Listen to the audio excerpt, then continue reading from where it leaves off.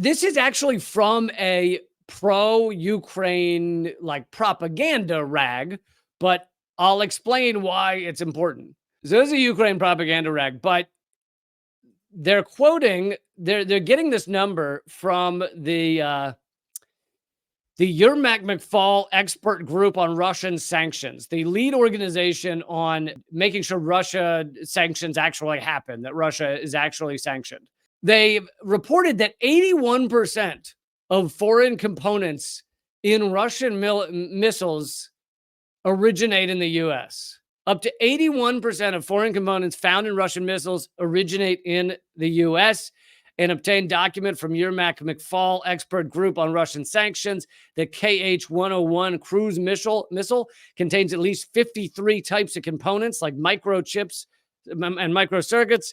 These parts originate with companies such as ST Microelectronics in Switzerland, Vicor the US, Xilinx US, Intel Corporation US, Texas Instruments US. I remember when they did my calculator back in the day. It's good to see they're now making bombs to kill kids. Zlog US, Maxim Integrated US, and Cypress Semiconductor US based companies. And so the reason I wanted to highlight this was not bad Russia or bad Ukraine or anything like that. The reason I wanted to highlight this was because this shows the U.S. is arming both sides in one way or another. Now, the U.S. is not sending quote unquote aid packages to Russia. The U.S. is not sending completed missiles to Russia. That is true. But the components that make up these missiles in Russia, but also in Ukraine and in so many other countries, Saudi Arabia, and they're perpetrating a genocide against Yemen, in Israel, and even they say many of the arms that ISIS has are American arms, American-made weapons, or American components.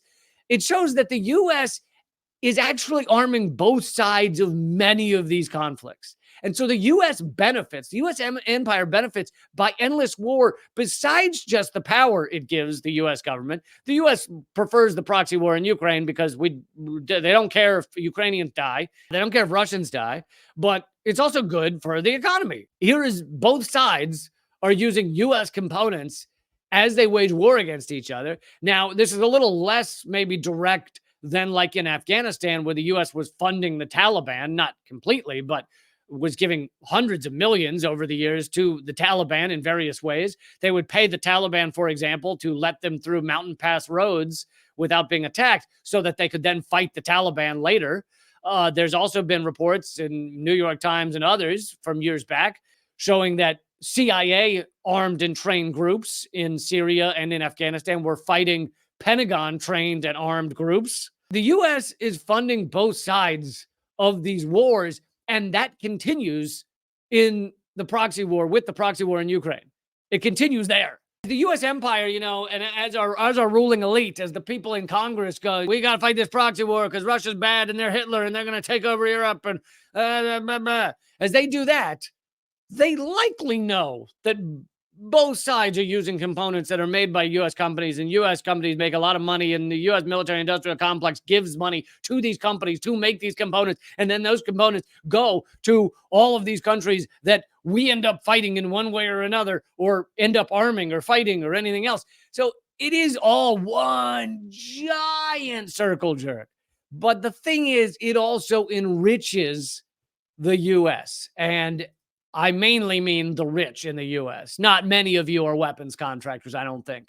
If you're watching my show, you're probably not a weapons contractor. This is a pretty major story that is going to be completely ignored by the U.S. press and the U.S. government. And if it's not ignored, here's the way it would be used. The only way it would be used is, oh my God, we need to increase sanctions on Russia. This is because the sanctions aren't enough. No, it's because your ridiculous capitalist economy puts dollar signs on everything, wants to make money from everything, and so they don't care if they arm both sides. They just want the next quarter to look good. That is the deeper level of this reality that you won't get from a lot of your even independent media, is This comes down to capitalism. This comes down to a market economy that has no morals, has no soul, has no allegiance to a country. The market economy is not like, I need to protect the United States. No, it's dollars over everything.